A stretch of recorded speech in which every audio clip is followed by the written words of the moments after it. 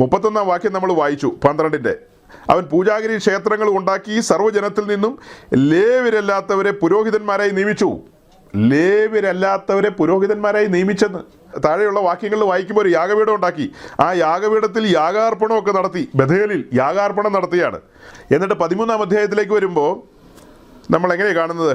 യെരോബെയാം ധൂപം കാട്ടുവാൻ പീഠത്തിനരികെ നിൽക്കുമ്പോൾ തന്നെ ഒരു ദൈവപുരുഷൻ യഹോവയുടെ കൽപ്പനയാൽ യഹൂദയിൽ നിന്ന് ബഥേലിലേക്ക് വന്നു. നോട്ട് ചെയ്യണം കേട്ടോ, ഈ 1 വാക്യം നോട്ട് ചെയ്യണം.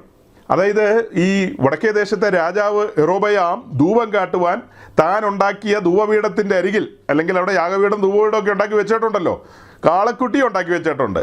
അപ്പോൾ അതിൻ്റെ അരികെ നിൽക്കുമ്പോൾ തെക്കേ ദേശത്ത് നിന്ന്, അതായത് യഹൂദയിൽ നിന്ന് ഒരു ദൈവപുരുഷൻ യഹോവയുടെ കൽപ്പനയാൽ യഹൂദയിൽ നിന്ന് ബഥേലിലേക്ക് വന്നു. 1 വാക്യമാണ്. ഈ സെയിം കാര്യം കാലങ്ങൾക്ക് ശേഷം നമ്മൾ പറയും ആമോസിൻ്റെ പുസ്തകത്തെ മുൻനിർത്തിക്കൊണ്ട്. ആമോസ് പ്രവചിക്കുന്ന കാലഘട്ടത്തിൽ ആമോസ് തെക്കേ ദേശക്കാരനാണ്. തെക്കേ ദേശക്കാരനായ ആമോസ് വടക്കേ ദേശത്ത് വന്ന് വടക്കേ ദേശത്തെ രാജാവ് യെരോബെയാം രണ്ടാമനോട് പ്രവചിക്കും. അതിലേക്ക് വേഗം വരാം. യെരോബെയാം രണ്ടാമനോട് പ്രവചിക്കും. ആ സമയത്ത് അവിടുത്തെ പുരോഹിതനായിരിക്കുന്നവനുണ്ട്. അദ്ദേഹത്തിൻ്റെ പേരൊക്കെ നമുക്കവിടെ വായിക്കാൻ പറ്റും. നോക്കണം, 2 കാലഘട്ടത്തിൽ 2 സമയത്ത് യഹോവയായ ദൈവം തെക്കേ ദേശത്ത് നിന്ന് 2 പേരെ അയക്കുകയാണ്. ഇദ്ദേഹത്തിന് പേര് ഊരുമൊന്നും പറയുന്നില്ല. ഇവിടെ നിന്നൊരു ദൈവപുരുഷൻ വന്നു. ദൈവപുരുഷൻ കാര്യങ്ങളെ പറഞ്ഞു. ആ 13 അധ്യായം മുഴുവൻ നിങ്ങൾ ധ്യാനിക്കുക. ഞാനതിൻ്റെ പൂർണ്ണമായ അതിലേക്ക് പോകുന്നില്ല, സമയം നമുക്ക് മുൻപിലില്ല ആ കാരണത്താൽ. അപ്പോൾ അതിനുശേഷം ആമോസിൻ്റെ പുസ്തകം 8 അധ്യായത്തിലേക്കാണ് നമുക്ക് പോകേണ്ടത്. ആമോസിൻ്റെ പുസ്തകം 8 അധ്യായത്തിലേക്ക് വരുമ്പോൾ ഇതിൻ്റെ വിശദമായ ഭാഗം അവിടെയുണ്ട്. അവിടെ തെക്കേ ദേശക്കാരനായ പ്രവാചകൻ്റെ പേര് പറയുകയാണ്, ആമോസ് എന്നുള്ള പേര് പറയുകയാണ്. അദ്ദേഹം വന്ന് യെരോബെയാം രണ്ടാമനോട് പറയുന്നത് വളരെ കണിശമായ കാര്യങ്ങളാണ്. സൈന്യങ്ങളുടെ ദൈവമായ യഹോവ അരുളി ചെയ്യുന്ന കാര്യങ്ങളാണ്. ഒരു മുഖപക്ഷമില്ലാതെ, ദാക്ഷിണ്യമില്ലാതെ, മുഖം നോക്കാതെ ദൈവത്തിൻ്റെ അരുളപ്പാട് പറയുകയാണ്. ഈ പെന്തിക്കോസ്റ്റ് പാസ്റ്റർമാരോട് പ്രവചിക്കാൻ പ്രവാചകന്മാർ ഒറ്റ ഒരാളില്ലല്ലോ. ഇന്നത്തെ പെന്തിക്കോസ്റ്റ് ലീഡേഴ്സിനോട് പ്രവചിക്കാൻ ആരാണുള്ളത്? പ്രാർത്ഥിക്കുക, ദൈവം എഴുന്നേൽപ്പിക്കണം. കാരണം ബഹുശതം ജനമാണ് വഞ്ചിക്കപ്പെടുന്നത്. ലക്ഷോപലക്ഷം ജനങ്ങളാണ് ഈ സമൂഹത്തിലുള്ളത്. യാതൊരു ദൈവഭയവും ഇല്ലാതെ ലോകമയത്വത്തിൽ ദ്രവ്യാഗ്രഹവും പണസമ്പാദനവും സുഖജീവിതവും ആഗ്രഹിച്ചുകൊണ്ട് മുൻപോട്ട് പോകുന്ന ഇവരോടൊക്കെ സംസാരിക്കാൻ ദൈവത്തിൻ്റെ ആമോസുമാരെ എഴുന്നേൽപ്പിക്കണം. തെക്കേ ദേശത്ത് നിന്ന് ചില ദൈവപുരുഷന്മാർ എഴുന്നേൽക്കണം. ഞാൻ ഇത്രയും നേരം പറഞ്ഞു വന്നപ്പോൾ നിങ്ങൾ എന്താ ധരിച്ചത്? ഈ പഴയ നിയമത്തിൽ കിടന്ന് വട്ടം കറങ്ങുകയാണെന്നാണോ ധരിച്ചത്? പഴയ നിയമത്തിൽ ചുമ്മാ കിടന്ന് വട്ടം കറങ്ങിയതല്ല, ദൈവത്തിൻ്റെ അരുളപ്പാടാ പറയുന്നത്. ഈ ശുശ്രൂഷകന്മാരോട് ഇണയല്ല പിണ കൂടുന്ന ഇവരോട് സംസാരിക്കാൻ ജീവനുള്ള ദൈവത്തിൻ്റെ ദാസന്മാർ എഴുന്നേൽക്കണം. ജീവനുള്ള ദൈവത്തിൻ്റെ ദാസന്മാർ എഴുന്നേൽക്കണം. പ്രവചിച്ചിട്ട് അവിടെ തലചൊറിഞ്ഞുകൊണ്ട് നിൽക്കുന്നവരെയല്ല ദൈവത്തിന് ആവശ്യം. ആഹാബിൻ്റെ കൊട്ടാരത്തിൽ വന്ന് ആഹാബിനോട് ദൂത് പറഞ്ഞിട്ട് സ്വോത്രകാഴ്ച മേടിക്കാൻ നിൽക്കാതെ ദൈവം അരുളി ചെയ്ത പോലെ കെരീത്തിൽ പോയി ഒളിച്ചിരിക്കുന്ന ഏലിയാവുമാരെയാണ് വേണ്ടത്. ഇസ്രായേൽ രാജാവിനോട് ദൂത് പറഞ്ഞിട്ട് ആമോസ് സ്വോത്രകാഴ്ചയ്ക്ക് വേണ്ടി നിൽക്കുകയല്ലായിരുന്നു. പഴയ നിയമത്തിലാകട്ടെ പുതിയ നിയമത്തിലാകട്ടെ ദൈവത്തിൻ്റെ പ്രവാചകൻ ഒരു സ്ഥലത്തും ശുശ്രൂഷയ്ക്ക് ശേഷം തലചൊറിഞ്ഞ് നിൽക്കില്ല. ഒരു പ്രവാചകൻ്റെ ജീവിതം ഏറ്റവും ദുരന്തപൂർണമായിരിക്കും. നിങ്ങൾ ധരിക്കുന്ന പോലെയല്ല. ഒരുപക്ഷെ ഉടുതുണിക്ക് മറുതുണി ഇല്ലാത്തവനായിരിക്കും ഒരു പ്രവാചകൻ, പുതിയ നിയമത്തിലെ പ്രവാചകൻ. ഒരു മനുഷ്യന് അവനൊരു പച്ചവെള്ളം കൊടുക്കില്ല. ഒരാളും ഒരു സ്വോത്രകാഴ്ച കൊടുക്കില്ല. എങ്ങനെ കൊടുക്കും? ഒരു തരത്തിലും കൊടുക്കാൻ കഴിയില്ല. ദൈവം അവനെ പോറ്റി പുലർത്തും. കെരീത്തിൽ ദൈവത്തിൻ്റെ കാക്കയും ദൈവത്തിൻ്റെ വെള്ളവും അവന് ലഭിക്കും. ദൈവത്തിൻ്റെ വിധവ സെറാഫാത്തിലുണ്ട്, അവളെ കൊണ്ട് ദൈവം അവനെ പോറ്റി പുലർത്തും. അങ്ങനെയുള്ള പ്രവാചകന്മാരെ നിങ്ങൾ കണ്ടിട്ടുണ്ടോ പുതിയ നിയമത്തിൽ? ഇന്ന് ഈ തെറ്റിത്തിരിഞ്ഞ് നടക്കുന്ന ഈ ആളുകളൊന്നും ദൈവത്തിൻ്റെ പ്രവാചകന്മാരല്ല. ഇതെല്ലാം വേറെ ആത്മാവിലാണ്. ദൈവത്തിൻ്റെ പ്രവാചകനാണ്. അവൻ്റെ ഹൃദയം നോവും. ദൈവസഭ മലിനമാകുന്ന കാണുമ്പോൾ, വിശുദ്ധന്മാർ വഴിതെറ്റുന്ന കാണുമ്പോൾ അവർ ദാനിലേക്ക് പോവുകയാണ്. കാളക്കുട്ടിയുടെ മുമ്പിൽ പോയെന്നല്ലേ വായിച്ചത്? ഞാൻ ഉണ്ടാക്കി പറഞ്ഞതല്ലാണോ? അവർ ദാനിലേക്ക് പോയി. എങ്ങനെ പോയി? അവരുടെ കാല് ചലിച്ചില്ലേ? അതിന് അവരെ വിടുവിച്ച ദൈവത്തെ മറന്നു കളഞ്ഞില്ലേ? പ്രമാണത്തെ എറിഞ്ഞു കളഞ്ഞില്ലേ?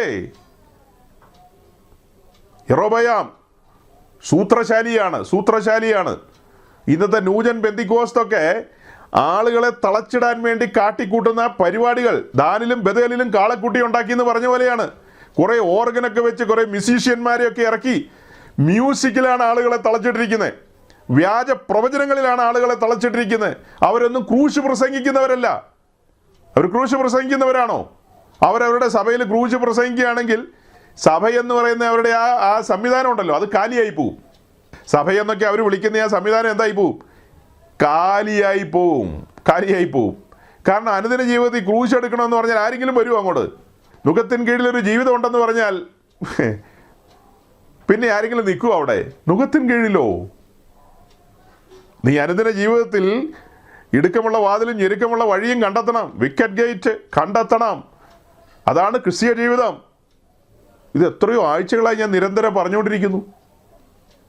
ഇതൊക്കെ കേൾക്കുന്ന ആളുകൾ പിന്നീട് എന്താ ചിന്തിക്കുന്നതെന്ന് അറിയാവോ? എന്തോ കുഴപ്പമുണ്ടെന്നാണ് ചിന്തിക്കുന്നത്. കാരണം ചുറ്റോടി ചുറ്റി ഇതൊന്നും കേൾക്കുന്നില്ല. ആ കാരണത്താൽ ഇത് ഇടയ്ക്ക് കേൾക്കുമ്പോൾ അവർ ചിന്തിക്കുന്നത് എൻ്റെ എന്തോ ദുരുപദേശം പറഞ്ഞെന്നാണ് ചിന്തിക്കുന്നത്. പത്യോപദേശമാണ് നമ്മൾ പറയുന്നതെങ്കിലും ജനത്തിനത് തിരിയുന്നുണ്ടെങ്കിൽ അവരെങ്ങനെ ദാനിലേക്കും ബഥേലിലേക്കും പോകും? സൈന്യങ്ങളുടെ ദൈവമായ യഹോവയെ അന്വേഷിക്കണമെങ്കിൽ യെരൂശലേമിലേക്കല്ലേ വരേണ്ടത്? നമ്മൾ അതുകൊണ്ട് എന്താ വിവക്ഷിക്കുന്നത്? ജനത്തിന് തിരിച്ചറിവ് വേണം, വിവേകം വേണം. വിവേചന വരം വേണം. കാര്യങ്ങളെ തിരിച്ചറിയണ്ടേ? എഫേസ്യ സഭ അവിടെ വന്ന് കള്ള അപ്പോസ്തലന്മാരെ തിരിച്ചറിഞ്ഞില്ലേ? ഈ തലമുറയിൽ എത്ര പേര് അത് തിരിച്ചറിയുന്നു? ബഹുഭൂരിപക്ഷവും തിരിച്ചറിയുന്നില്ല സഹോദരങ്ങളെ. 1 രാജാക്കന്മാർ 12-ാം അധ്യായത്തിൽ നിന്നും 13-ാം അധ്യായത്തിൽ നിന്നും വേഗം 2 ദിനവൃത്താന്തം 13-ാം അധ്യായത്തിലേക്ക് ഓടി വരികയാണ്. ഓടി വന്ന് വേഗം തീർക്കണം. അങ്ങനെ നമ്മൾ 2 ദിനവൃത്താന്തം 13-ാം അധ്യായത്തിലേക്ക് എത്തുകയാണ്. 13-ാം അധ്യായത്തിൽ എത്തുമ്പോൾ ഈ സെയിം കാര്യങ്ങളാണ് 13-ാം അധ്യായത്തിലുള്ളത്. 2 ദിനവൃത്താന്തം തുടങ്ങുമ്പോൾ തന്നെ ശലോമോൻ്റെ കാലമാണ്. അത് കഴിഞ്ഞ് അദ്ദേഹത്തിൻ്റെ മകനായ റഹബയാമിൻ്റെ കാലം വരികയാണ്. റഹബയാമിൻ്റെ കാലം മുൻപോട്ട് പോകുമ്പോഴാണ് രാജ്യം രണ്ടായി വിഭജിക്കപ്പെടുന്നത്. അവിടെയാണ് യൊരോബയാം രാജാവായി 10 ഗോത്രത്തിൻ്റെ തലവനായി വരുന്നത്. അപ്പോൾ റഹബയാം ഇവിടെ തെക്കേ ദേശത്തെ രാജാവായിട്ടുണ്ട്. അത് കഴിഞ്ഞിട്ട് റഹബയാമിൻ്റെ മകൻ അബിയാവ് 13-ാം അധ്യായം തുറക്കുമ്പോൾ തന്നെ നിങ്ങൾക്ക് കാണാം. റഹബയാമിൻ്റെ മകൻ അബിയാവ് തെക്കേ ദേശത്ത് രാജാവായിട്ട് വരികയാണ്. പിന്നത്തേതിൽ റഹബയാമിൻ്റെ കാലം കഴിയാണ്. അപ്പോൾ വടക്കേ ദേശത്ത് യൊരോബയാം രാജാവായിട്ടുണ്ട്. എന്നിട്ട് അതിൻ്റെ 5-ാം വാക്യത്തിലേക്ക് നമ്മൾ വരുമ്പോൾ, എൻ്റെ വാക്ക് കേൾപ്പിൻ, ഇസ്രായേലിൻ്റെ ദൈവമായ യഹോവ ഇസ്രായേലിൻ്റെ രാജ്യത്ത് ഒരു ലവണ നിയമത്താൽ ദാവീദിനും അവൻ്റെ പുത്രന്മാർക്കും തന്നെ സദാകാലത്തേക്ക് നൽകിയിരിക്കുന്നു. കോവനൻ്റ് ഓഫ് സാൾട്ട്, ലവണ നിയമത്താൽ ദാവീദിനും ദാവീദിൻ്റെ പുത്രന്മാർക്ക് തന്നെ കൊടുത്തിരിക്കുന്നു. അപ്പോൾ സഹോദരങ്ങളെ, ഈ 13-ാം അധ്യായത്തിൻ്റെ 5-ാം വാക്യത്തിൽ നമ്മൾ കാണുന്നത് അബിയാവ് എന്ന് പറയുന്ന തെക്കേ ദേശത്തെ രാജാവ് ഒരു കാര്യം വടക്കേ ദേശക്കാരോട് പറയുകയാണ്. എന്താ പറയുന്നത്? എൻ്റെ വാക്ക് കേൾപ്പിൻ, ഇസ്രായേലിൻ്റെ ദൈവമായ യഹോവ ഇസ്രായേലിലെ രാജ്യത്വം ഒരു ലവണ നിയമത്താൽ, അതായത് കോവനൻ്റ് ഓഫ് സാൾട്ട് എന്ന് പറയും, ലവണ നിയമത്താൽ ദാവീദിനും അവൻ്റെ പുത്രന്മാർക്കും തന്നെ സദാകാലത്തേക്ക് നൽകിയിരിക്കുന്നു. രാജത്വം ദാവീദിനും അവൻ്റെ പുത്രന്മാർക്കും സദാകാലത്തേക്ക് നൽകിയിരിക്കുന്നു.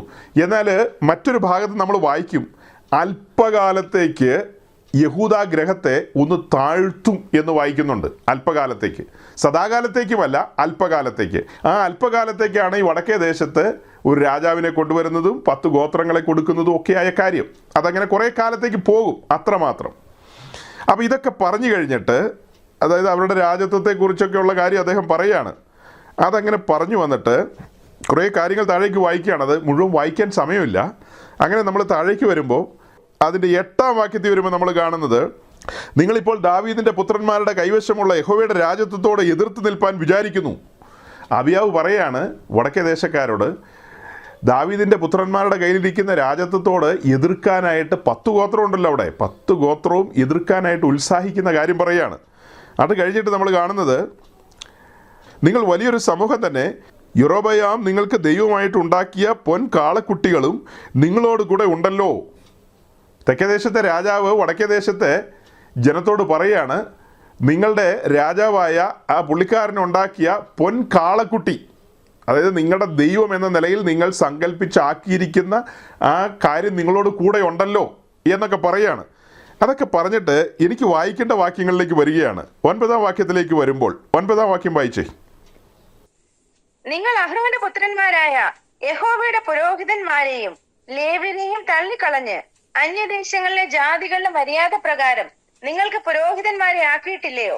ഒരു കാളക്കുട്ടിയോടും 7 ആട്ടുകൊറ്റന്മാരോടും കൂടെ കരപൂരണത്തിന് വന്ന ഏവനും ദൈവമില്ലാത്തവയ്ക്ക് പുരോഹിതനായി തീരുന്നു.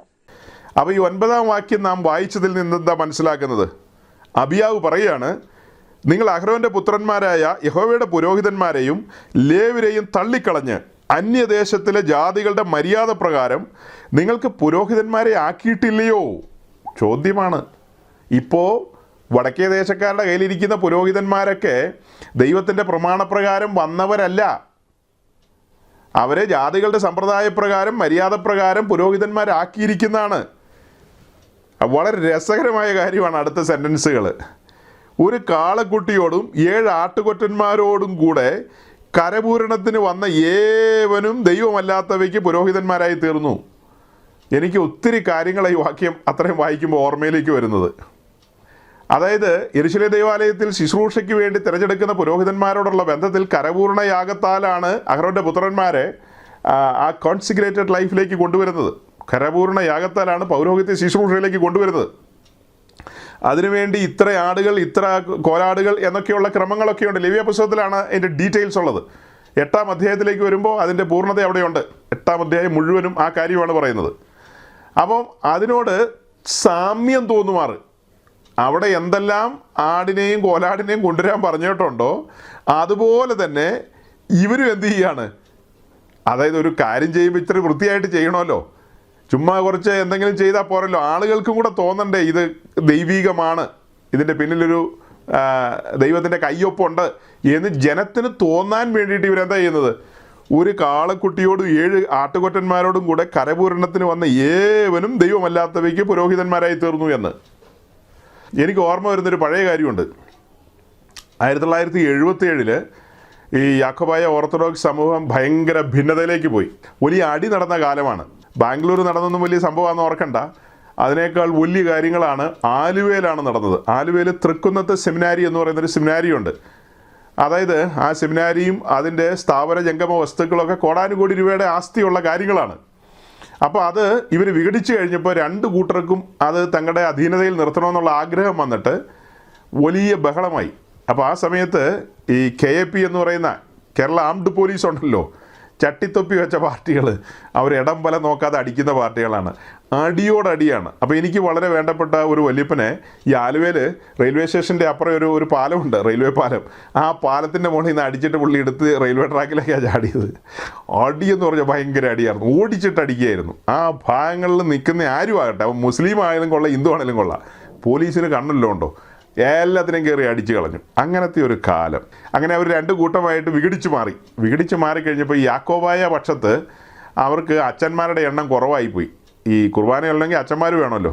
അപ്പോൾ എൻ്റെ അയൽവാസിയായ പൗലോസ് കപ്പ്യാർ, അദ്ദേഹം കപ്പ്യാരാ, അങ്ങനെ പുള്ളി പൗലോസ് അച്ഛനായിട്ട് മാറി. അതായത് കപ്പ്യാരച്ഛൻ എന്നാണ് ഞങ്ങൾ വിളിക്കുന്നത്. അതിൻ്റെ കാരണം എന്താണെന്ന് വെച്ചാൽ ആ സമയം വരെ പുള്ളി കപ്പ്യാരായിരുന്നു. അങ്ങനെ ധാരാളം കപ്പ്യാരുമാരെ നിന്ന നിപ്പിൽ അച്ഛന്മാരാക്കി അവർ. എന്ന് വെച്ചാൽ വേറെ മാർഗമില്ല, നിന്ന നിപ്പിൽ അച്ഛന്മാരാക്കി. അതുപോലെ തന്നെ പല പെന്തക്കോസ്ത് സംഘടനകളും അവർക്ക് പാസ്റ്റർമാരുടെ എണ്ണം കുറവായതുകൊണ്ട് വരുന്നവനെ എല്ലാം BTH പഠിപ്പിച്ച് എല്ലാത്തിനെയും പാസ്റ്ററാക്കി വിടും. അങ്ങനെ ഈ പാസ്റ്ററാക്കി വിടുന്ന പുള്ളികളെല്ലാം ജഡത്തിൽ സഞ്ചരിച്ച് എല്ലാം താറുമാറാക്കി കളയും. മുന്തിരിത്തോട്ടം ചവിട്ടി മെതിക്കും. മുന്തിരിത്തോട്ടന്മാർ ചീരത്തോട്ടമാക്കി മാറ്റും. നമ്മളിതൊക്കെ പറയുമ്പോൾ ആളുകളുടെ വിചാരം എന്തോ ദേഷ്യം കൊണ്ട് പറയുന്നതെന്നാണ്. യാഥാർത്ഥ്യങ്ങളും സത്യങ്ങളും ഈ തുറന്നു പറയുന്നത്. കർത്താവിൻ്റെ മുന്തിരിത്തോട്ടം എന്ന് പറയുന്നത് എന്താ? തൻ്റെ സഭയാണ്. അതിനെ ചീരത്തോട്ടമാക്കി മാറ്റുകയാണ്. അതിനിപ്പോൾ ഡോക്ടറേറ്റ് ഉണ്ടെന്ന് ഓർത്തൊന്നും കുഴപ്പമില്ല. ഡോക്ടറേറ്റ് ഉള്ളവനും ഒക്കെ ഇതിനോട് ഒരു കൈയായി നിന്ന് പ്രവർത്തിക്കുകയാണ്. അല്ലാതെ അത് അരുതേ എന്ന് പറഞ്ഞുകൊണ്ടോ അല്ലെങ്കിൽ അത്തരം കാര്യങ്ങളിൽ നിന്ന് വഴുതി മാറി സത്യം പ്രസംഗിക്കുകയോ ജനത്തെ ഉത്തേജിപ്പിക്കുകയോ ഉത്സാഹിപ്പിക്കുകയോ ഒന്നും ചെയ്യുന്നില്ല. നമ്മിൽ പലരും പലതരം വീഡിയോസൊക്കെ കണ്ടിട്ടുണ്ട്. അതായത് അവിടെ ഇവിടെയൊക്കെ നടക്കുന്ന ഉന്തും തള്ളുമൊക്കെ ഞാൻ നിങ്ങളിൽ ആർക്കും അയച്ചു തന്നിട്ടില്ല. പക്ഷേ നിങ്ങളൊക്കെ കണ്ടിട്ടുണ്ടെന്ന് എനിക്കറിയാം. കാരണം സാമൂഹ്യ മാധ്യമങ്ങളിൽ ഇത് വരികയാണ്. ചില ചാനലുകാരൊക്കെ അതെടുത്ത് പ്രചരിപ്പിക്കുകയാണ്. അപ്പോൾ എല്ലാവരുടെയും കണ്ണിപ്പെടും. കാണണ്ടെന്ന് നമുക്ക് പറഞ്ഞാൽ ആളുകൾ കാണാതിരിക്കുമോ? കൺമുമ്പിൽ വന്നാൽ കാണും എല്ലാവരും. അപ്പം അങ്ങനെയുള്ള കാര്യങ്ങളൊക്കെ കാണുമ്പോൾ ഞാൻ മനസ്സിലാക്കുന്നൊരു സത്യമുണ്ട്. ആ പറയപ്പെടുന്ന സമൂഹത്തിൻ്റെ ഒന്നും നടുവിൽ ക്രൂശിക്കപ്പെട്ട ക്രിസ്തുവിനെ പ്രസംഗിക്കുന്നില്ല. ക്രൂശ് വെളിപ്പെടുന്നില്ല. ക്രൂശിൻ്റെ ആഴങ്ങൾ വെളിപ്പെടുന്നില്ല. അങ്ങനെയൊക്കെ വെളിപ്പെടുമ്പോഴല്ലേ നമ്മൾ ദൈവസന്നിധിയിൽ ഭയന്നു പോകുന്നത്, അല്ലേ? ഒരുവൻ കൊടുത്ത വിലയും അതിൻ്റെ ആഴങ്ങളും ഒക്കെ തിരിച്ചറിയുമ്പോൾ നമ്മുടെ കർത്താവ് നമുക്ക് വേണ്ടി അറുക്കപ്പെട്ടതും നുറുക്കപ്പെട്ടതും തകർക്കപ്പെട്ടതുമായ കാഴ്ചകൾ കണ്ണിൻ്റെ മുമ്പിൽ വരച്ചു വെച്ച് കൊടുക്കണം. അതിന് ഈ ശുശ്രൂഷകന്മാർക്ക് സമയമില്ല. ഈ ജനത്തിൻ്റെ ആഗ്രഹം എന്ന് പറയുന്നത് തങ്ങളുടെ ശുശ്രൂഷകന്മാർ തങ്ങളെ എപ്പോഴും തലോടിക്കൊണ്ടിരിക്കണം, എപ്പോഴും മകനെ മകളെ എന്ന് വിളിച്ചുകൊണ്ടിരിക്കണം. അതാണ് ജനത്തിൻ്റെ ആഗ്രഹം. ഇവരും ആ സൈക്കോളജി പഠിച്ചിട്ടുണ്ട്. ഇവരെന്താ ചെയ്യുന്നതെന്ന് അറിയാവോ? ഇവർ പറയുന്ന 6 ദിവസം അവർ അധ്വാനിച്ചിട്ട് വരുന്നതല്ലേ, 7-ാം ദിവസം ഇച്ചിരി ആശ്വാസം കൊടുക്കണം. ആശ്വാസത്തിന് വേണ്ടി തലോടിക്കൊണ്ടിരിക്കും. ഈ തലോടിക്കൊണ്ടിരിക്കുമ്പോൾ നോക്കണം, ഞാൻ ആമോസിൻ്റെ പേര് കോട്ട് ചെയ്തു. ആമോസ് ശുശ്രൂഷിക്കാൻ വരുന്ന ആ സമയത്ത് ഇസ്രായേൽ എന്ന് പറയുന്ന ആ സമൂഹം ഒരു കൊട്ടയ്ക്കകത്തിരിക്കുന്ന അത്തിപ്പഴം പോലെ കാണിക്കുകയാണ്. ആ അത്തിപ്പഴം ചീഞ്ഞു പോയിരിക്കുന്നു, അതിന് ഇനി ഉപയോഗിക്കാൻ കഴിയാത്ത രീതിയിൽ ചീഞ്ഞളിഞ്ഞു പോയൊരു ഒരു സാഹചര്യമാണ് കാണിക്കുന്നത്. ആമോസിൻ്റെ കാലഘട്ടത്തിൽ തെക്കേ ദേശത്തെ പ്രവാചകനായിരുന്നു ആമോസിൻ്റെ മകനായ യെശയ്യാവ്. ഏതാമോസാ? ഈ വടക്കേ ദേശത്തേക്ക് പോയി പ്രവചിച്ച ആമോസിൻ്റെ മകനല്ല കേട്ടോ. യെശയ്യാവിൻ്റെ അപ്പൻ വേറൊരു ആമോസാ. യെശയ്യാവിൻ്റെ അപ്പൻ വേറൊരു ആമോസാണ്. അപ്പം ആ ആമോസിൻ്റെ മകനായി യെശയ്യാവ് പ്രവചിക്കുന്ന കാലത്ത് യെശയ്യാവിൻ്റെ പ്രവചന പുസ്തകം 1-ാം അധ്യായത്തിൽ തെക്കേ ദേശത്ത് യഹൂദയെ കാണിക്കുകയാണ്, ഒരു മനുഷ്യ ശരീരത്തോട് ചിത്രീകരിക്കുകയാണ്. എന്നിട്ട് മുടി തൊട്ട് അടി വരെ, തല മുതൽ പാദം വരെ കാണിക്കുകയാണ്. മൊത്തം വ്രണം പിടിച്ചിരിക്കുന്നതായിട്ടാണ് കാണിക്കുന്നത്. ഒട്ടും സുഖമില്ലെന്ന് പറയുകയാണ്. അത് കഴിഞ്ഞിട്ട് പറയുകയാണ് മൊത്തം വ്രണമായിരിക്കുന്നു. അപ്പോൾ അതിനെ നല്ല നിലയിൽ ചികിത്സിക്കണം, വ്രണമൊക്കെ നീക്കിക്കളഞ്ഞ് അത് കഴുകി വെച്ച് കെട്ടണം. അതായത് യഥാർത്ഥ ശുശ്രൂഷ നടക്കണമെന്നുള്ളതാണ് യെശയ്യാവ് പറയുന്നത്. നോക്കണം, വടക്കേ ദേശത്തേക്ക് പോയി ആമോസും അത് തന്നെയല്ലേ പറയുന്നത്. ഈ കാലഘട്ടത്തിലെ ശുശ്രൂഷകനായി ഞാനും നിങ്ങളോട് എന്താ പറയുന്നത്? നിങ്ങളോടല്ല പറയുന്നത്, പൊതുവിൽ പറയുകയാണ്.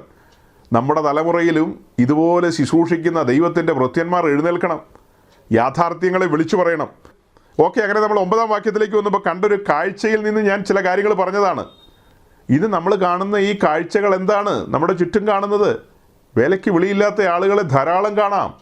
വേലയ്ക്ക് വിളിയുള്ളവൻ ആട്ടിൻകൂട്ടത്തെക്കുറിച്ച് ചിന്തയുണ്ട്. വേലയ്ക്ക് വിളിയുള്ളവൻ ആട്ടിൻകൂട്ടത്തെക്കുറിച്ച് ചിന്തയുണ്ട്. ഉദാഹരണം പറയാം. ഇപ്പോൾ ഒരു കാര്യം എൻ്റെ ഓർമ്മയിലേക്ക് വരുന്നു. അതായത് ഒരു വീഡിയോയിൽ ഞാൻ കണ്ടതാണ് ഈ അടുത്ത സമയത്ത്. ഒരു ചർച്ചിൽ വലിയ ഉന്തും തള്ളും നടക്കുകയാണ്. കർത്തൃമേശ അവിടെ ഇരിക്കുന്നു. അവിടുത്തെ പാസ്റ്റർ ആ സമയത്ത് നീട്ടി പാട്ട് പാടിക്കൊണ്ടിരിക്കുക. പുള്ളി പാട്ട് മത്സരത്തിൽ ഏർപ്പെട്ടിരിക്കുകയാണെന്ന് അറിയില്ല.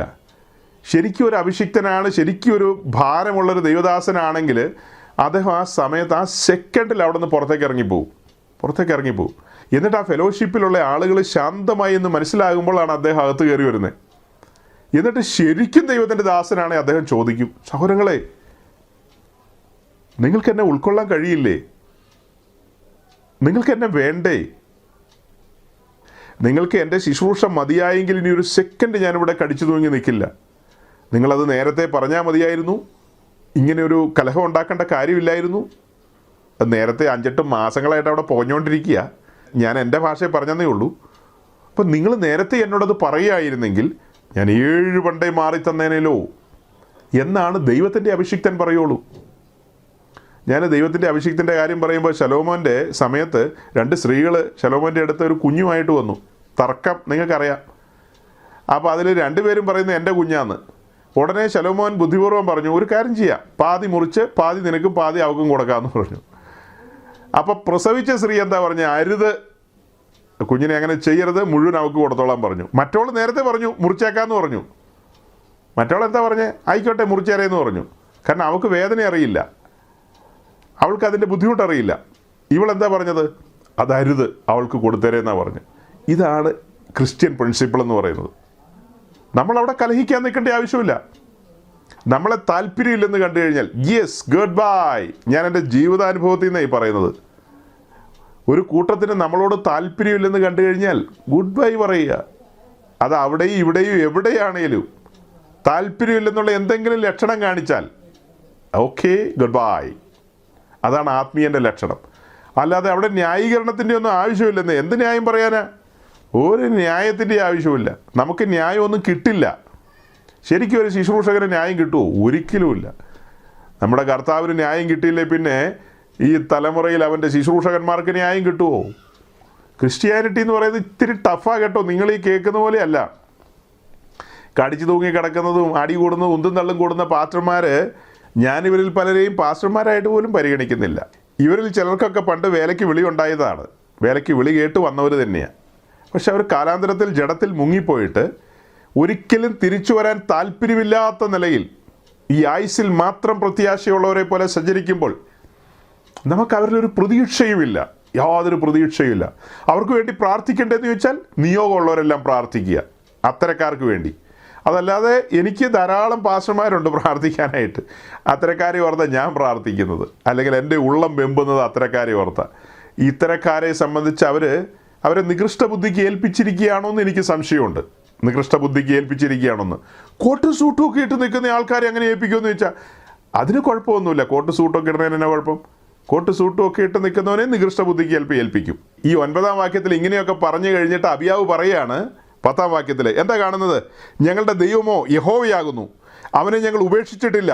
യഹോവയ്ക്ക് ശുശ്രൂഷ ചെയ്യുന്ന പുരോഹിതന്മാരായിട്ട് അഹ്റോന്റെ പുത്രന്മാർ ഞങ്ങൾക്കുണ്ട്, ലേവ്യരും തങ്ങളുടെ വേല നോക്കി വരുന്നു.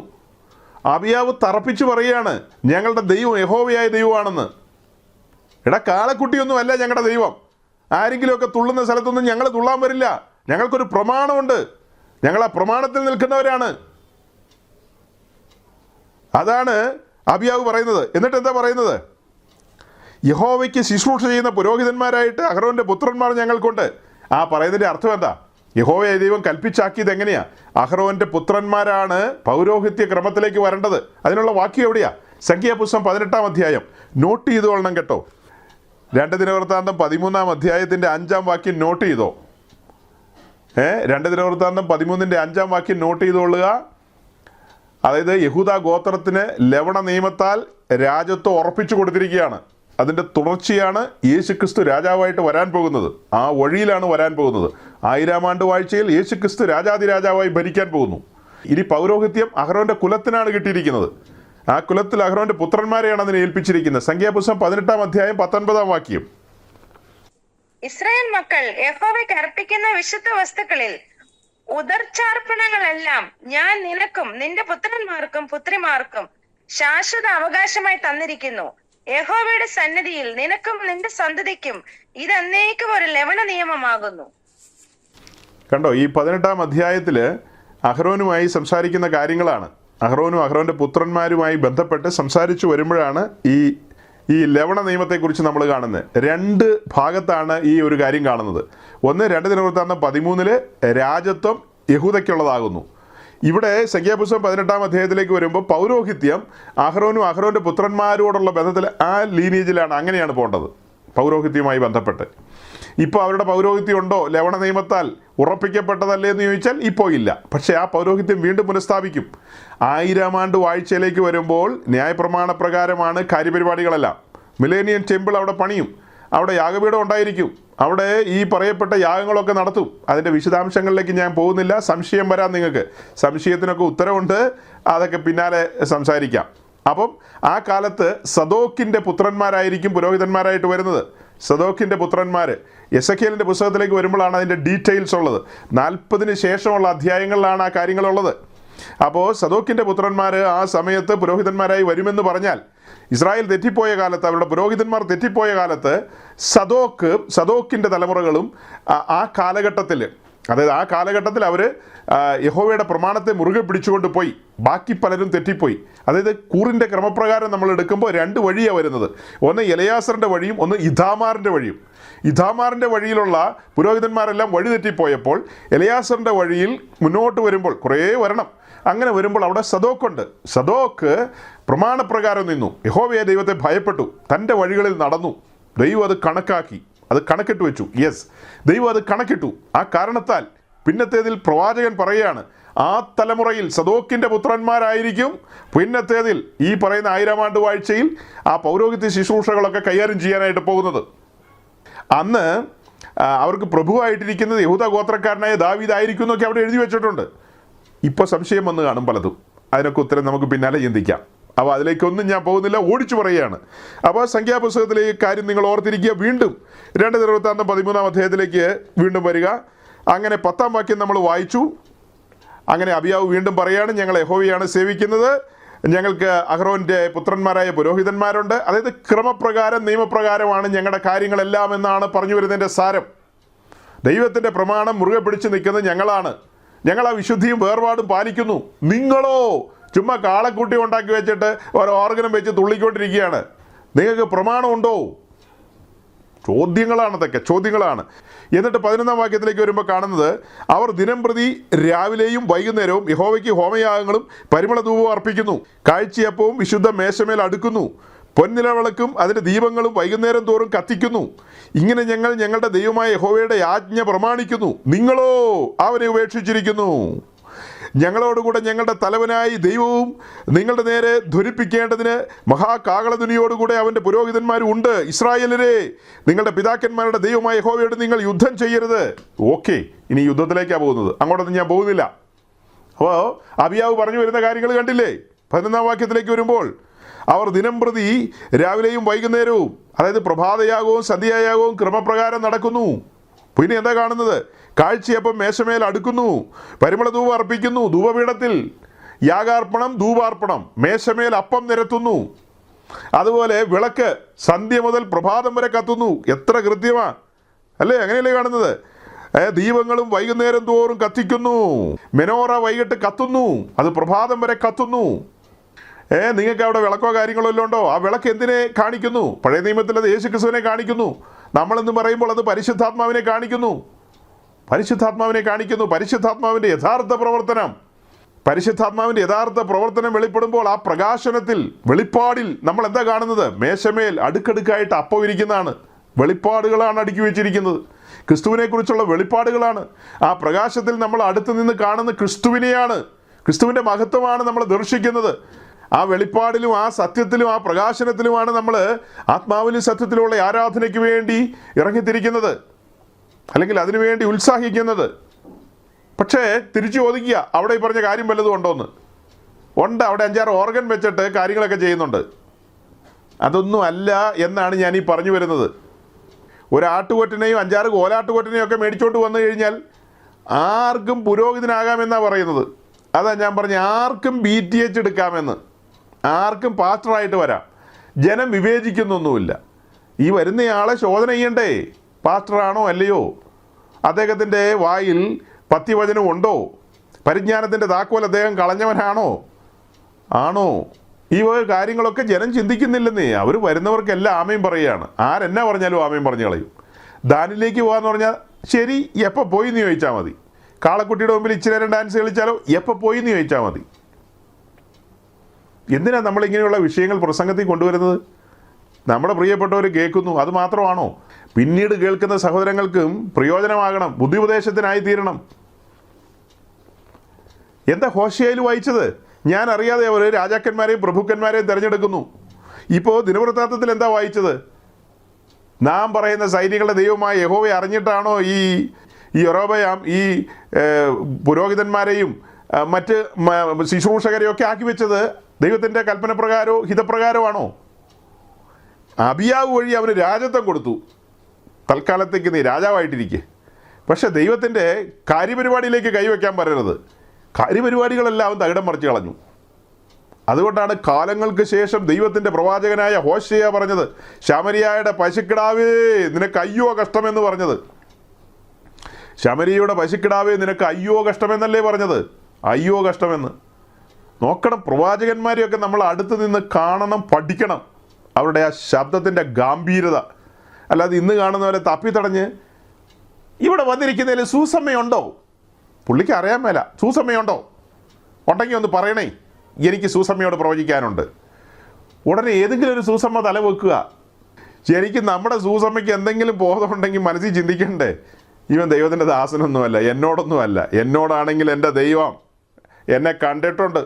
ദൈവം തൻ്റെ ദാസനെ കാട്ടത്തിപ്പഴം പറക്കി നടക്കുന്ന ആമോസിനെ എൻ്റെ അടുക്കൽ അയക്കും. അയച്ചിട്ട് എന്നോട് പറയും, സൂസമ്മേന്ന് വിളിക്കും. നീ തന്നെയാണോ എന്നൊന്നും ചോദിക്കുമൊന്നുമില്ല.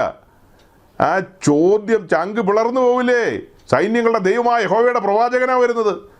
അതിന് പകരം ചാന്തമ്മയുണ്ടോ, ചങ്കരനുണ്ടോ, മറ്റവനുണ്ടോ, മറിച്ചവനുണ്ടോ, ഇതൊക്കെയാണ് ചോദിക്കുന്നത്. അവിടെ പുഴയുണ്ടോ? ഓഹോ, അതെന്തിനാ? വീടിൻ്റെ മുമ്പിൽ റോഡുണ്ടോ? റോഡുണ്ടെങ്കിൽ അതിൽ വണ്ടി പോവുമോ? പ്രവാചകന്മാരെന്ന് പറയുന്നവന്മാർ ചോദിക്കുന്നതാണ്.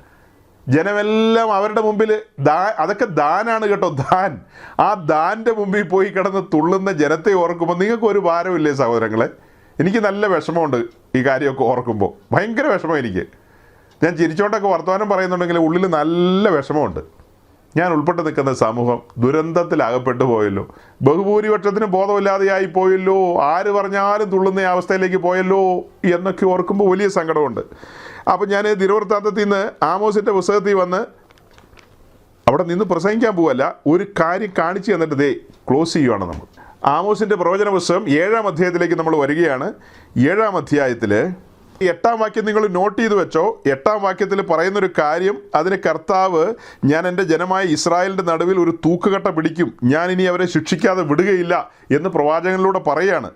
എന്നിട്ട് താഴേക്ക് പറഞ്ഞു വരുമ്പോൾ ഇസ്രായേൽ അവിടെ പൂജാഗിരികളും മറ്റ് കാര്യങ്ങളും ഒക്കെ ഉണ്ടാക്കി വെച്ചു, അതൊക്കെ ശൂന്യമായി പോകും, യൊരോബയാം ഗ്രഹത്തോട് വാളുമായി എതിർത്ത് നിൽക്കും എന്ന കാര്യങ്ങളൊക്കെ പറഞ്ഞിട്ട് 10-ാം വാക്യത്തിലേക്ക് വരുമ്പോൾ കാണുന്നത്, ഇതെല്ലാം പ്രവാചകൻ പറയുമ്പോൾ 10-ാം വാക്യത്തിൽ നമ്മൾ കാണുന്നത്, എന്നാൽ ബഥേലിലെ പുരോഹിതനായ അമസ്യാവ് ഇസ്രായേൽ രാജാവായ യൊരോബയാമിൻ്റെ അടുക്കൽ ആളയച്ചു. ആമോസ്, ഇസ്രായേൽ ഗ്രഹത്തിൻ്റെ മധ്യേ നിനക്ക് വിരോധമായി കൂട്ടുകെട്ടുണ്ടാക്കുന്നു, അവൻ്റെ വാക്കൊക്കെയും സഹിപ്പാൻ ദേശത്തിന് കഴിയുകയില്ല. ചിരിച്ചിരിച്ച് മണ്ണ് തപ്പേണ്ടി വരും. എങ്ങനെയാണ് വായിക്കുന്നതെന്നറിയോ? പുരോഹിതനായ അമസ്യാവ്. ഏത് പുരോഹിതൻ? എന്ത് പുരോഹിതൻ? ആരുടെ പുരോഹിതൻ? നീ എവിടത്തെ പുരോഹിതനാ? നീ വടക്കേ ദേശത്തെ പുരോഹിതനാ. വടക്കേ ദേശത്ത് പുരോഹിതനെ ആരനുവദിച്ചു? നീ ഒരു കാളക്കുട്ടി 7 ആട്ടുകൊറ്റനെയും കൊണ്ട് വന്നിട്ട് കരപൂരണത്തിന് വിധേയമായി പുരോഹിതനായവനല്ലേ? നിന്നെ ആരാ പുരോഹിതനായിട്ട് അംഗീകരിച്ചിരിക്കുന്നത്? ഈ വന്നിരിക്കുന്ന ആരാന്നറിയാവോ? കാട്ടത്തിപ്പഴം പറക്കി നടന്നവനാണെന്നൊരു ധാരണ നിനക്കുണ്ട്. അവൻ അങ്ങനെ പറഞ്ഞെങ്കിലും നീ ഓർത്തോ, അവൻ സൈന്യങ്ങളുടെ ദൈവമായ യഹോവയാൽ അഭിഷേകം ചെയ്യപ്പെട്ടവനാണ്, യഹോവയുടെ നാവായി വന്നവനാണ്. അവൻ പറയുന്നത് നീ കേട്ടോണം. ഇപ്പോൾ അവൻ യൊരോബയാമിൻ്റെ അടുത്തേക്ക് ആളയച്ചിരിക്കുക. ആമോസ് എന്ന് പറയുന്ന പ്രവാചകൻ ഇവിടെ വന്ന് പ്രസംഗിക്കുന്ന അവൻ്റെ സൂം മീറ്റിംഗ് ഒന്നും ശരിയല്ല, ആ മീറ്റിംഗ് തന്നെ നിർത്തേണ്ടതാണ്. അവൻ ഇത്തിരി ക്രിറ്റിസിസമൊക്കെ കൂടുതലാണ്, കുഴപ്പങ്ങളൊക്കെയാണ് അവൻ പറയുന്നത്. അങ്ങനെയാണ് ഇങ്ങനെയാണെന്നൊക്കെയാണ് പറയുന്നത്. കുറേ ആൾക്കാരൊക്കെ അത് കേട്ടിരിപ്പുണ്ട്. അതുകൊണ്ട് രാജാവ് അമർച്ചയായി കൽപ്പിക്കണം, അവൻ്റെ പരിപാടി നിർത്താനായിട്ട് കൽപ്പിക്കണമെന്നാണ് പറയുന്നത്. ഉടനെ മറുപടി എന്നാ വന്നതെന്നറിയാവോ? 11-ാം വാക്യം, യൊരോബയാം വാളുകൊണ്ട് മരിക്കും. പ്രവാചകൻ പറയാ, നിന്റെ രാജാവ് വാളുകൊണ്ട് മരിക്കും, ഇസ്രായേൽ സ്വദേശം വിട്ട് പ്രവാസത്തിലേക്ക് പോകേണ്ടി വരും എന്നിങ്ങനെ ആമോസ് പറയുന്നു എന്ന് പറയിച്ചു. ഇസ്രായേൽ സ്വദേശം വിട്ട് പ്രവാസത്തിലേക്ക് പോകേണ്ടി വരും എന്നിങ്ങനെ ആമോസ് പറയുന്നു എന്ന കാര്യം ഈ അമസ്യാവെന്ന് പറയുന്ന പുരോഹിതനെന്ന് പേർപ്പെട്ടവൻ രാജാവിനെ അറിയിക്കുകയാണ്. എന്താ ആമോസിൻ്റെ പ്രവചനങ്ങൾ? രാജാവ് വാൾ കൊണ്ട് മരിക്കും, പിന്നെയോ രാജാവ് വാൾ കൊണ്ട് മരിക്കും, പിന്നെയോ ഇസ്രായേൽ ദേശം പ്രവാസത്തിലേക്ക് പോകും എന്നിങ്ങനെയൊക്കെ ആകുന്നു അവൻ പ്രവചിക്കുന്നതെന്ന് പറയിച്ചു.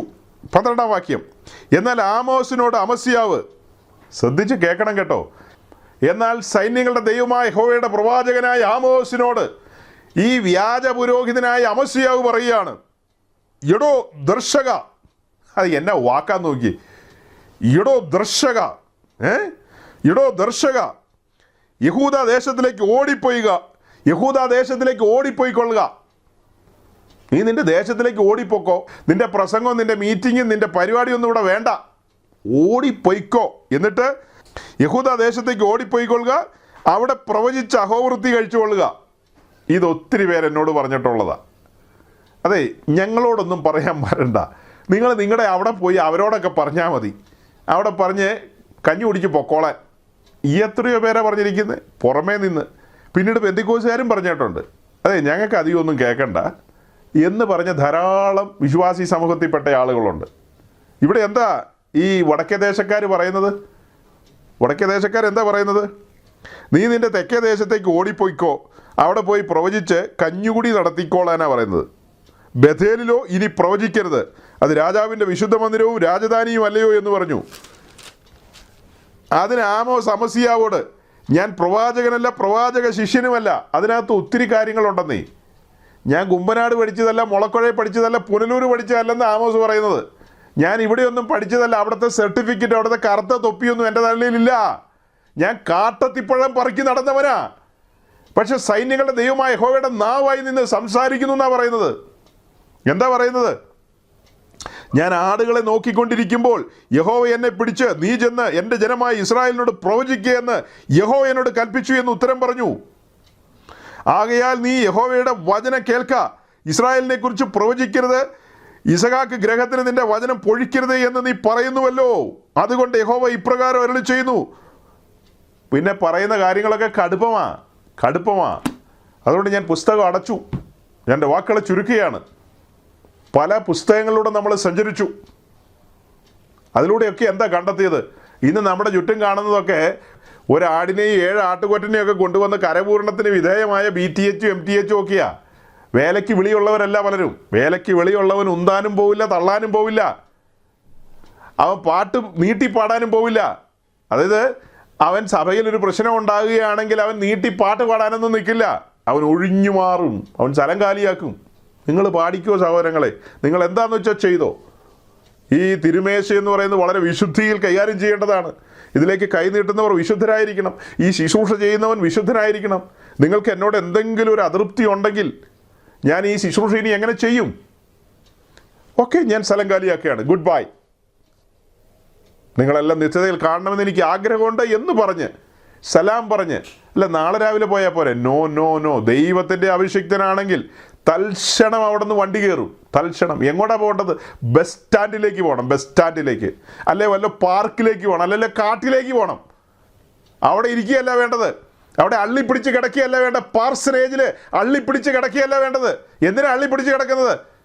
മാസം തോറും 20,000 30,000 40,000 ശമ്പളം. കഴിഞ്ഞ ദിവസം മധ്യ കേരളത്തിൽ അല്ലെങ്കിൽ മധ്യ തിരുവിതാംകൂറിൽ നിന്ന് പ്രായമായി 80 വയസ്സിന് മുകളിൽ പ്രായമുള്ളൊരു അമ്മച്ചി എന്നെ വിളിക്കുകയാണ്. എൻ്റെ മോനെ, ഞാൻ നിരന്തരം ഈ പ്രസംഗം കേട്ടുകൊണ്ടിരിക്കുക. ഞങ്ങളുടെ ചർച്ചിൽ നിരന്തരം അനുഗ്രഹത്തിൻ്റെ കാര്യമേ പ്രസംഗമുള്ളൂ. ഈ ലോകത്തിലെ കാര്യങ്ങൾ തരാമെന്നാണ് ശുശ്രൂഷകൻ പറയുന്നത്. സത്യവചനം കേൾക്കാനില്ലെന്നാണ് പറയുന്നത്. അതിനിടയിൽ ഒരു ആശ്വാസമായിട്ടാണ് ഞാൻ ഈ യൂട്യൂബൊക്കെ തുറന്ന് ഇങ്ങനെ വരുന്ന പ്രസംഗം കേൾക്കുന്നതെന്ന്. ഞങ്ങളുടെയൊക്കെ കുഞ്ഞുനാളിൽ ഞങ്ങൾ സത്യവചനം കേട്ട മനുഷ്യരാണ്. കാലങ്ങൾ കഴിഞ്ഞു പോയപ്പോൾ ഇപ്പോൾ കേൾക്കുന്നതൊക്കെ പഥ്യോപദേശത്തിന് നിരക്കുന്ന കാര്യങ്ങളല്ലെന്ന്. നോക്കണം, ഒരു ഭാരമാണ് അവരറിയിച്ചത്. എന്നിട്ട് ചില കാര്യങ്ങളൊക്കെ എന്നോട് പറഞ്ഞു. അതെല്ലാം ചിന്തിക്കുമ്പോൾ എൻ്റെ ദൈവമേ, എന്തുമാത്രം ആ വഴിയിൽ നിന്ന് മാറിപ്പോയത്. അതുകൊണ്ടാണ് ഞാൻ പറഞ്ഞത്, ഇതിൻ്റെ നടുവിൽ ദൈവത്തിൻ്റെ അഭിഷിക്തന്മാർ എഴുന്നേൽക്കണം, സഭയെ നേർനിലത്തിൽ നടത്തണം, പ്രവാചക സ്വരങ്ങൾ മുഴങ്ങണം, ഉപദേഷ്ടാക്കന്മാർ രംഗത്ത് വരണം, അവർ ഫ്രെയിം പിടിക്കണം, പ്രവാചകന്മാർ കൈ ചൂണ്ടണം, അല്ലേ? കാര്യങ്ങളെല്ലാം അതിൻ്റെ ക്രമത്തിൽ നടക്കണം. ഇന്ന് പലരും ഈ മാസശമ്പളത്തെ ഓർത്ത് ആ അമ്മച്ചിയെ പറഞ്ഞത് 40,000 രൂപയാണ് പാസ്റ്ററുടെ മാസശമ്പളം എന്ന്. ദൈവമേ, വിശ്വാസവേലയ്ക്ക് ഇറങ്ങിയ ഞാൻ ഓർക്കുക എൻ്റെ പഴയകാല അനുഭവങ്ങൾ. ഒരു മനുഷ്യനെ പോലും പരിചയമില്ലാതെ ഈ ദേശത്ത് വന്നു. അങ്ങനെ ദൈവം നടത്തിയ കാര്യങ്ങളൊക്കെ ഓർക്കുക. എത്രയോ പേര് സപ്പോർട്ട് തരാമെന്ന് പറഞ്ഞു വന്നു, ഒരു സപ്പോർട്ടും വേണ്ടെന്ന് പറഞ്ഞു. യഹോവയ്ക്കായി കാത്തിരുന്നു. പ്രതിസന്ധികളിലൂടെയൊക്കെ കടന്നു പോയിട്ടുണ്ട്, വലിയ പ്രതിസന്ധികളിലൂടെയൊക്കെ. എന്നാൽ അതിൻ്റെ നടുവിലെല്ലാം എൻ്റെ ദൈവം എനിക്ക് നല്ല സഖിയും തുണയുമായി നിന്നു. അതുകൊണ്ടാണ് ഇന്ന് തൻ്റെ ഇടത്തോടെ പ്രസംഗിക്കുന്നത്. അതുകൊണ്ടാണ് ഇന്ന് തൻ്റെ ഇടത്തോടെ ഉറച്ചു പറയുന്നത്. ആ മാധുര്യം അനുഭവിച്ചുകൊണ്ടാണ് പറയുന്നത്. എന്തിനാണ് അവിടെ കടിച്ചു തൂങ്ങി കിടക്കുന്നത്? ഈ 40,000 ശമ്പളം ഓർത്തിട്ടാണോ? അതെയോ ഈ 30,000 ശമ്പളം ഓർത്തിട്ടാണോ? ഇറങ്ങി പോണം മിസ്റ്റർ. അതിനിടയ്ക്ക് നീട്ടി പാട്ട് പാടാൻ പോകുന്നു, അതിനിടയ്ക്ക് ഉന്താൻ പോകുന്നു, തള്ളാൻ പോകുന്നു, അതിനിടയ്ക്ക് പോലീസിനെ വിളിച്ചു വരുത്തുന്നു. നിനക്ക് ആജീവനാന്ത സൂപ്രണ്ട് ആയിരിക്കണോ? ഉപദേശി, നിനക്ക് ആജീവനാന്ത സൂപ്രണ്ടൻ്റ് ആയിരിക്കണോ? അതിനാണോ ഈ കുറുക്ക് വിദ്യകളൊക്കെ? അതിനാണോ ഈ കുറുക്കൻ്റെ ബുദ്ധിയൊക്കെ പ്രയോഗിക്കുന്നത്? കുറുക്കൻ്റെ ബുദ്ധികളല്ലേ പ്രയോഗിക്കുന്നത്? വഴി മാറിക്കൊടുക്കണം. ഇവരൊന്നും ആത്മീയരല്ല സഹോദരങ്ങളെ. ആത്മീയർക്കൊരിക്കലും ഈ സഭാരാഷ്ട്രീയത്തിലൊന്നും ഇടപഴകാൻ കഴിയില്ല. ഞാൻ ആത്മീയരായ ദൈവദാസന്മാരെ കണ്ടിട്ടുണ്ട്. ഇന്നും അവർ ജീവിച്ചിരിക്കുക. അവരൊന്നും അതിനകത്ത് തലയിടാൻ പോവില്ല. വോട്ട് ചെയ്യാൻ പോലും പോവില്ല. അവരൊന്നും വോട്ട് ചെയ്യാൻ പോലും പോവില്ല. വോട്ട് ചെയ്യാൻ പോകുന്നവനൊന്നും ഞാൻ പറയുന്നില്ല കൂടുതൽ. ഒരു പാനലിൻ്റെ ഭാഗമായിരുന്നു വോട്ട് ചെയ്യാൻ പോകുന്നതൊന്നും ദൈവത്തിൻ്റെ ദാസന്മാർക്ക് യോജിച്ചതല്ല. ഇപ്പം കല്ലെറിയാൻ വരരുത്, അത് കേട്ടിട്ട് കല്ലെറിയാൻ വരരുത്. ഇതിനോടനുബന്ധിച്ച് എനിക്ക് 1-2 കാര്യം കൂടെ പറയാനുണ്ടായിരുന്നു. കഴിഞ്ഞ ആഴ്ച അവസാനം പറഞ്ഞു നിർത്തിയ ഹൈറാർക്കി സിസ്റ്റവുമായി ബന്ധപ്പെട്ട് ദൈവസഭ എങ്ങനെ ചലിക്കണമെന്ന് പത്രോസിൻ്റെ ലേഖനമൊക്കെ മുൻനിർത്തിക്കൊണ്ട് കുറച്ച് കാര്യങ്ങളും കൂടെ പറയാനുണ്ടായിരുന്നു. നമ്മുടെ കർത്താവ് വരാൻ താമസിച്ചാൽ നമുക്ക് അടുത്ത ആഴ്ച അവിടുന്ന് അനുവദിച്ചാൽ ആ കാര്യങ്ങളിലേക്കും കൂടെ കടന്നു പോയിട്ട് വേണം ഈ ഭാഗം ഒന്ന് അവസാനിപ്പിക്കാൻ. ഇപ്പോൾ ഞാൻ ഭാഗികമായി ഇവിടെ ഇങ്ങനെ അവസാനിപ്പിക്കുകയാണ്. കുറച്ച് കാര്യങ്ങളും കൂടെ, എങ്ങനെയാണ് ഈ സഭാരാഷ്ട്രീയവും അല്ലെങ്കിൽ ഈ അന്തരീക്ഷം കലുഷിതമായത്, അത് അങ്ങനെ അല്ലാതെ പോകാനായിട്ട് എന്താണ് സാധ്യത, വചനത്തിലൂടെ എങ്ങനെയാണ് എന്നുള്ള കാര്യം നമുക്ക് പറയാനുണ്ട്, നിശ്ചയമായി നമുക്ക് പറയാനുണ്ട്. ആദിമകാലത്ത് സഭ എങ്ങനെയാണ് ചലിച്ചത് എന്നുള്ള കാര്യങ്ങളൊക്കെ മനസ്സിലാക്കിക്കൊണ്ട് ആ കാര്യങ്ങളൊക്കെ പറയേണ്ടതുണ്ട്. അതിലേക്ക് നമുക്ക് അടുത്ത ദിവസം കിടക്കാം. ഈ കേൾക്കപ്പെട്ട വചനങ്ങൾ നിങ്ങളുടെ ജീവിതത്തിൽ പ്രയോജനമാകട്ടെ. ആ ഭാഗങ്ങളൊക്കെ വീണ്ടും വീണ്ടും ധ്യാനിക്കുക, ചിന്തിക്കുക. ദൈവത്തിൻ്റെ പരിശുദ്ധാത്മാവ് കൂടുതൽ കാര്യങ്ങൾ നിങ്ങൾക്ക് വെളിപ്പെടുത്തി തരും. അതിനായി വാഞ്ചയോടെ കാത്തിരിക്കുക. ദൈവം നിങ്ങളെ സഹായിക്കട്ടെ. താങ്ക്